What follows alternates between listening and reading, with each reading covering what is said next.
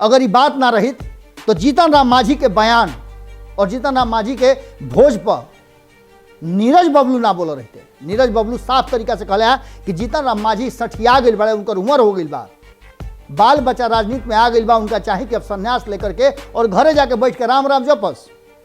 ये पर प्रतिक्रिया भी आ गई और प्रतिक्रिया ऐसा भयंकर आई बा कि साफ तौर पे जीतन राम मांझी के पार्टी भारतीय जनता पार्टी के साफ कह दिले बा कि अगर तारा में औकात बा तो तू हमरा सामने बोला ना, हम अगर तारा से अलग हो जाई, हम जाके घरे बैठ जाई तो तहारी मंत्री पद बनू खत्म हो जाई। जीतन राम मांझी के संगे बैठ के घंटों चर्चा करना और मुकेश सहनी के बाहर निकल करके बयान देना और उस बयान के साथ साथ उनका उत्तर प्रदेश चल जाना और उत्तर प्रदेश में जा करके भारतीय जनता पार्टी के नाक के बाल हो जाना और आंख के नींद चुरा लेना। लोकसभा में नीतीश कुमार के नीति पर अंगुली उठावे वाला भारतीय जनता पार्टी के बिहार के नेता राजीव प्रताप रूढ़ी और साफ तरीका से वो कहले कि नीतीश कुमार अगर नीति आयोग के रिपोर्ट में पिछड़ल बड़े तो पीछे उनकर नीति बा। एगो सूचना सरकार की तरफ से आ जाते हुए कि भाई हो तहन लोग के नौकरी आज से खत्म, जब मन करी तो रख ली, जब मन करी तो हटा दी। कोई कानून ना, कोई औचित्य ना। लगातार बिहार अगर इस 1.25 लाख लोग जो आज तक ले बुझत रहे कि हम सरकार के हिस्सा हैं, सरकार के काम करे में, नीतीश कुमार के 7 निश्चय योजना लागू करावे में हमारा अहम भूमिका बा, आज वो सब लोग संगे हैंड टू माउथ हो गई, लोग हाथ में कटोरा आ गई। कई लोग तो रो रो के कहल हा कि बाल बच्चा हती हती बाड़न से गोदी में, ओकनी के दूध के लेहना के इंतजाम कैसे हुई, बिना सोचले ये फरमान कैसे जारी कर दिले। 4 साल से हमने काम करते जा, हमने के ना रहती जा तो इस 7 निश्चय योजना लागू ना हुई। इस सरकार चले भा न चले, इस सरकार ही गलत बड़ुए। और दूसरा तरफ इस सरकार के मंशा सही नहीं है, आम जनता के ले दे के कुछ है नहीं है, सिर्फ सत्ता और कुर्सी के चलते ये बेमेल के गठबंधन बना करके लोग चल रहा बा। और कहीं ना कहीं ये पूरी तरह से प्रायोजित तरीका से जौन सरकार के नाकामी बा, कमी बा, ओकरा के छुपावे खातिर सारा स्वांग रचल जा रहा बा।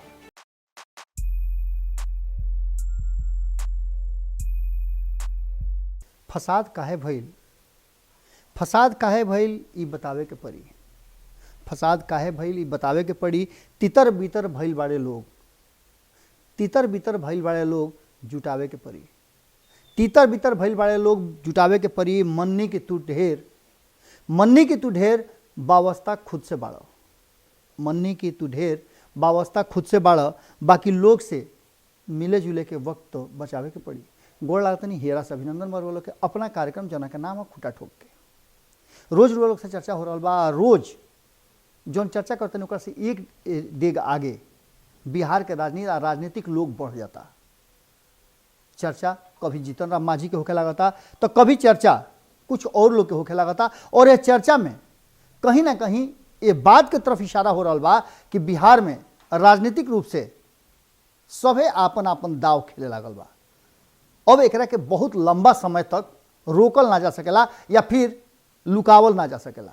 कितना दिन ओड़ी से रुआ तोप अब स्थिति जौन बा रुआ लोग काले कहले रही कि बुझाता कि पिजड़ा के तूर के चिड़ई उड़ जाई, ओकरा से आगे के बात आ गई बा। अब रुआ सुन रही हो खबर कि जीतन राम मांझी जी के यहाँ दलित आ ब्राह्मण के महाभोज के आयोजन भई रहे, खूब तैयारी होत रहा, लेकिन भइल का जम के बवाल हंगामा और राजनीतिक पूरी तरह से बुझाइल कि राजनीतिक। कई गो लोग तो यह बात के कहियो देहल कि जीतन राम मांझी के इतना ज़्यादा अगर दलित आ ब्राह्मण से प्रेम बा या उनका बुझाता कि वो गलती कर दिले बड़े, ओकर एहसास बा उनका, तो काहे नहीं खन गाँव गाँव जा करके आ ब्राह्मण दलित के एक जगह जुटावे में लागल। पटना के राजधानी में बैठ करके राजनीति काहे करता रहे। अब सीधे तौर पे कहल जा रहा बा कि सरकार तो चल रहा बा, लेकिन आम लोग जबरदस्त परेशान बा। और एकरा से कोनो मतलब नहीं के चारों दल के जौन सत्ता में बैठल बा और विपक्ष भी अपना जिम्मेवारी से कहीं ना कहीं भाग रहा बा। और ये बात आज पहला हाल नहीं के होत, हालांकि सत्ता में बैठल लोग विपक्ष पर हमेशा उल्टा बयार बहे लागल बा। पहले रहे का कि विपक्ष सत्ता में बैठल लोग के घेरत रहे और उनकर नाकामी और कमी के बतावत रहे, जनता के समस्या के ले जाकर रखत रहे। लेकिन अब तो अपने समस्या इतना ना हो गई बा, आपस में अपना के कैसे ऊपर रखी एकरा फेर में सब लोग पड़ल बुड़ुए। आम जनता के पूछेला? जहां जाई ओजे धरना हो रहा बा, प्रदर्शन हो रहा बा, लोग कुटा रहा बा, पिटा रहा बा, लौर चल रहा बा। हाल फिलहाल में देखनी कि थर्ड जेंडर के लोग के संगे का भइल, सड़क पर विरोध प्रदर्शन करे खातिर आई रहे लोग, वो लोग के साथी के हत्या हो गई रहे। और ओकरा विषय में देखबे कहीं कि का भइल, पुलिस लौर बरसावे लागल, मार लौरिन कूच दिलस। जाके देख ली धरना स्थल पर। हालांकि धरना एक पहलू होत रहे, लाठीचार्ज एक पहलू भई रहे, लेकिन अब जो लाठीचार्ज हो रहा बा और धरना प्रदर्शन हो रहा बा, सरकार के गलत नीति के चलते हो रहा बा। और यही चलते आज लोग से कहे बैठल बानी कि एक तरफ जहां सरकार असमंजस में बा, ओजे दूसरा तरफ कोई ऐसा वर्ग नहीं खे, कोई ऐसा सेक्टर नहीं खे जना सेक्टर में लोग निश्चिंत होके, खास करके गिनल चुनल कुछ जौन व्यवसायी वर्ग वाले या उच्च श्रेणी के, उच्च स्तर के बहुत ज़्यादा धनाढ़ लोग बा, उनका के छोड़ करके बाकी सारा समाज मध्यम वर्ग से लेकर निचला तबका तक हुआ देख ली तो सभी परेशान बा। और यही चलते रुआ से कहतनी कि कापर करी सिंगार पिया मोरे आनहर। आज के जो विषय बा वो विषय में एगो चीज़ तो रुआ लोग के सामने नजर आ गई हुई कि जौना तरीका से बिहार में राजनीतिक चाल चलल जा रहा बा, विषाद बिछल बा, ओकरा में एक बात तो पक्का नजर आ रहा बा कि कहीं ना कहीं बिहार में अब जौन स्थिति बा, वो स्थिति में सरकार के बहुत लंबा चलना संशय के घेरा में आ गई बा। ये बात रोज हो रहा बा, लेकिन एक एक डेग रोजान तानी कि बूंद बूंद तालाब भरेला। ओसा ही जब पाप या फिर कहल जाओ कि राउर अनेत कैला के रुआ गलती के घड़ा इतना भर जाला कि ऑटोमेटिक फाट जाला। लगातार जौना तरीका से सत्ता में बैठला कुर्सी के लड़ाई चल रहा बा, एक दूसरा से आपाधापी चल रहा बा, और कसहू सत्ता में बनल रहे खातिर जो जोड़ तोड़ चल रहा बा, वो साफ नजर आ रहा बा। भारतीय जनता पार्टी के नईखे पटत जदयू से। लगातार केंद्र में बैठल भारतीय जनता पार्टी और के छोड़ दी बिहार के रोज कोनो ना कोनो रिपोर्ट जारी कर रहा बा, रोज कोनो ना कोनो ऐसा ऐसा बात हो रहा बा जौना के लेकर के नीतीश कुमार जी के सुशासन पर सवाल खड़ा होता। नीतीश कुमार जी के सुशासन पर सवाल तो रोज धरना प्रदर्शन करे वाला लोग भी कर रहा बा। ये सारा बात के लेकर के जहां 2 दिन पहले रिपोर्ट आई है गुड गवर्नेंस में बिहार के पिछड़लका के, ओकरा के लेकर के फिर से खाली विवाद और गहिरा गई बा भारतीय जनता पार्टी और जदयू के बीच में। दूसरा तरफ पूरा देख लो कब कि एगो सेक्टर जन उपेंद्र कुशवाहा बाड़े और दूसरा खेमा के नेतृत्व कहीं ना कहीं ललन सिंह और आरसीपी सिंह कर रहा बा। कहल जाता है कि आरसीपी सिंह और ललन सिंह के बीच में धीरे धीरे मामला तनी अझुरा गई बा, दोनों एक दूसरा से अलग हो गई बा। लेकिन जौना तरीका से दोनों मिल करके बयान दे रहा बाड़े और काम कर रहा बाड़े भीतर भीतर, उसे साफ लग रहा बा कि कुछ भी बदलल नहीं खे। दिखावे के दांत अलग होला और खाए के दांत अलग होला। जदयू में लगातार ही चल रहा बड़ुए, और खास करके तब बात और ज्यादा उलझ गई और मामला एनडीए के भीतर कहीं या फिर कहीं के खेमा के भीतर जो सरकार में बा जबरदस्त उबाल आ गई। जैसे ही यह बात के घोषणा होते हुए कि नीतीश कुमार जी के पार्टी जदयू भारतीय जनता पार्टी के साथ उत्तर प्रदेश के चुनाव लड़ी, और ये बात सुनते जंगल के आग के तरह ही धधकल, और ये धधकला में घी के काम कर दिलस और जलावे के लहकावे के काम कर दिलस। मुकेश सहनी और जीतन राम मांझी के संगे बैठ के घंटों चर्चा करना और मुकेश सहनी के बाहर निकल करके बयान देना, और उस बयान के साथ साथ उनका उत्तर प्रदेश चल जाना और उत्तर प्रदेश में जा करके भारतीय जनता पार्टी के नाक के बाल हो जाना और आंख के नींद चुरा लेना। इस बात के लेकर के रुआ अंदाजा लगा सकता नहीं कि कौना तरीका से सब कुछ हो रहा बड़ुए। रुआ लोग से 2 दिन पहले से लगातार हम बोल रहा बानी, और भारत लाइव भी बात के बोल रहा बा, खूंटा ठोक पर भी रुआ लोग की बात कहनी हम कि जौना तरीका से भारतीय जनता पार्टी नीतीश कुमार के ले जाकर के बीच चौराहा पर खड़ा करके और जनता के सामने एक्सपोज करे के फेरा में बा, उ साफ बता रहा बा कि कहीं ना कहीं भारतीय जनता पार्टी के मनसा का बा। संपादक नमन मिश्रा जी यह बात के लगातार कह रहा बानी कि भारतीय जनता पार्टी भी अब बात के सोच ले बा कि कहीं ना कहीं अंगुरी कटा करके शहीद होके के काम करे के तैयार बा।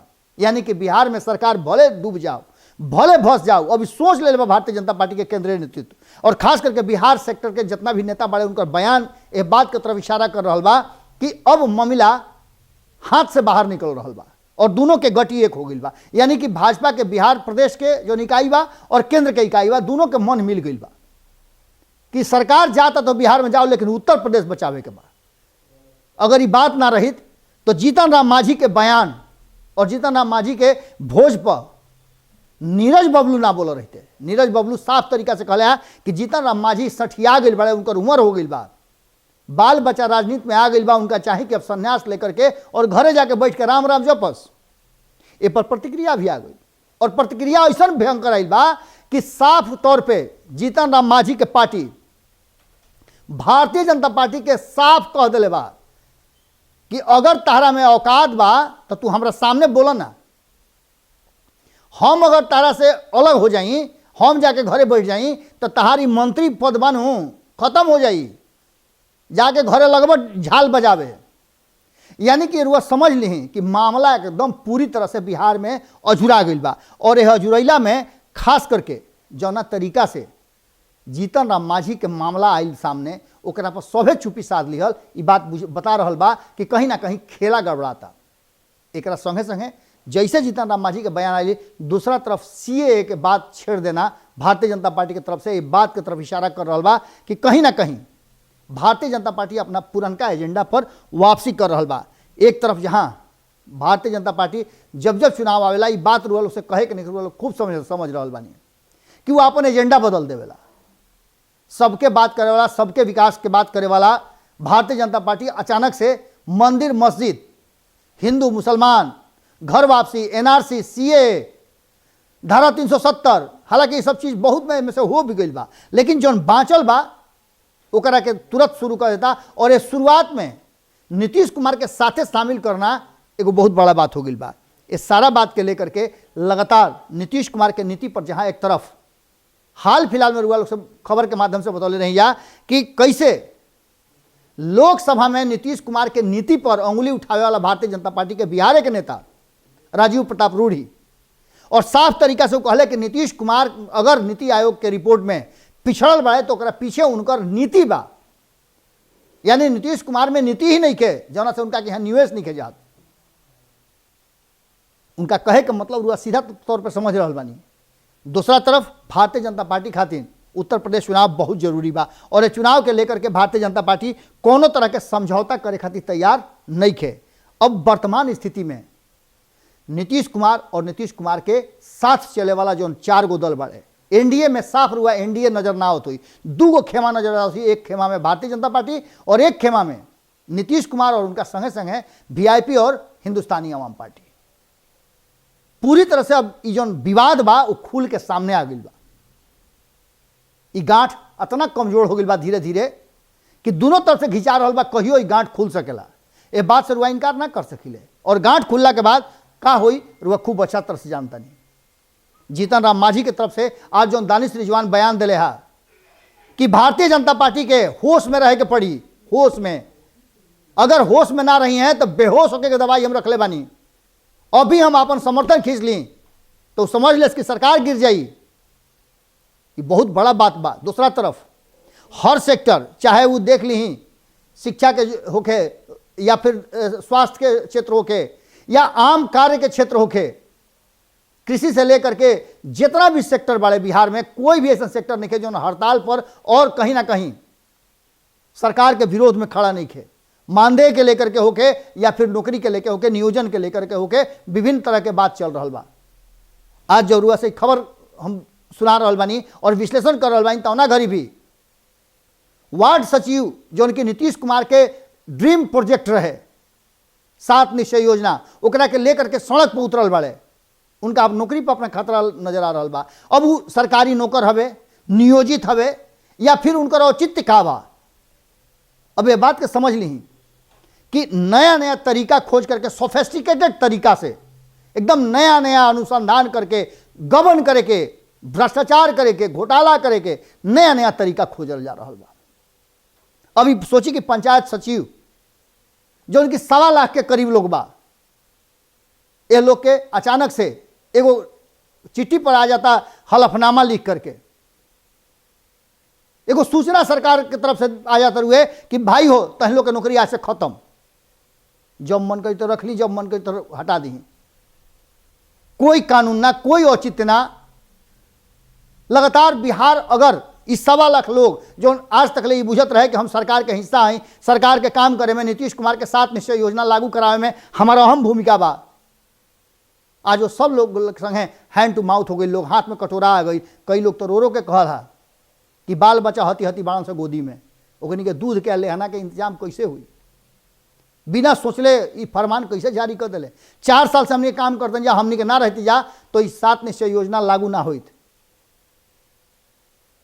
दूसरा तरफ पंचायत के जो मंत्री वाले सम्राट चौधरी, उनका के घेरे के तैयारी, और दूसरा तरफ से पुलिस मार लौरी कूच दिलस, आंसू गैस के गोला से लेकर के दुनिया जहां सब बैल हुआ देखबे कहीं सब कुछ। अब इस सब में सिर्फ यही एगो मामला नहीं है, शिक्षक हड़ताल पर पड़े, शिक्षा राउर चौपट हो रहा बा, जब मन करता तो शिक्षक के बुला लिया जाता, नियोजित कर दिया था, जब मन करता हटा दो। एक साथ साथ स्वास्थ्य के क्षेत्र में भी अलग अलग तरह के रुआ देखा था नहीं कि समस्या सामने नजर आ रहा बा। कभी जूनियर डॉक्टर हड़ताल पर पड़े, तो कभी जो नर्सिंग स्टाफ बढ़े वो हड़ताल पर पड़े, और सरकार के कहीं ना कहीं नीति के अभाव नजर आवत हुए। इस सब बात के लेकर के अब बिहार में जो एगो नया धारा शुरू हो गई बा, यह बात की तरफ इशारा कर रहा बा कि पहले ही से जो समस्या रहे, वो समस्या के बाद इन नया समस्या शुरू हो गई बा, और कहीं ना कहीं सरकार अपन नाकामी छुपावे खातिर जौन की बातचीत के दौरान हुआ देख लो भारत लाइव पे राष्ट्रीय जनता दल के प्रवक्ता रितु जायसवाल के साथ बातचीत के दौरान जब उनका से सवाल हम पूछने कि आखिर जीतन राम मांझी और एनडीए के भीतर जो चल रहा बा, एक पीछे के रणनीति का बा, का सरकारी 5 साल चली, उनका सीधे तौर पे कहना रहे कि सरकार चले भा न चले, इस सरकार ही गलत बड़ू है। और दूसरा तरफ इस सरकार के मंशा सही नहीं है, आम जनता के ले दे के कुछ है नहीं है, सिर्फ सत्ता और कुर्सी के चलते ये बेमेल के गठबंधन बना करके लोग चल रहा बा, और कहीं ना कहीं ये पूरी तरह से प्रायोजित तरीका से जौन सरकार के नाकामी बा, कमी बा, ओकरा के छुपावे खातिर सारा स्वांग रचल जा रहा बा। निश्चित रूप से ऐसा जब बात सामने रुआ आवेला और एगो सरकार रुआ चुन करके भेजी ले जौन की ई सोच करके कि वो सरकार बनी तो राउर कल्याण हुई, रुआ राज्य के कल्याण हुई, और राज्य के कल्याण हुई तो देश के कल्याण हुई, और दुनिया में नाम हुई, वो कहीं ना कहीं धरातल पर उतरे से पहले टाँ टाँ फिस हो जाते हुए। ऐसा स्थिति में अगर ये कहल जाओ कि कापर करूं सिंगार पिया मोरे आन्हर, तो में अतिशयोक्ति का बा। ये पूरे विश्लेषण में रुआ मन में जो विचार आयल तो जरूर लिखब सब है, कारण कि रुआ विचार के बाद ये पता चलला कि रुआ जीवित बानी, और कहल जाला लोकतंत्र में कि एक जीवित कौम ही समाज के, परिवार के, अपना राज्य के और देश के विकास कर सकेला। अगर रुआ जीवित बानी तो कमेंट बॉक्स में जरूर लिखी कि रुआ ए पूरे विश्लेषण के बारे में और अपना विचार से वर्तमान जो परिस्थिति बा, जो तरीका के सरकार विकास कार्य लेकर के और आम जनता से जुड़ल कार्य छोड़ करके दलित भोज, ब्राह्मण भोज और CANRC और अन्य मुद्दा, राम मंदिर से के मुद्दा खत्म होते फिर मथुरा के मंदिर के मुद्दा उठावे खातिर तैयार बा, तो एक विषय में रुआ का सोचतानी का ऐसे राउर कल्याण होके जा रहा बा। आज के विश्लेषण में रुआ लोग से एजे विदा लेब, कल फिर मिले के वादा के साथ है और नया विषय के साथ। गोड़ लागत।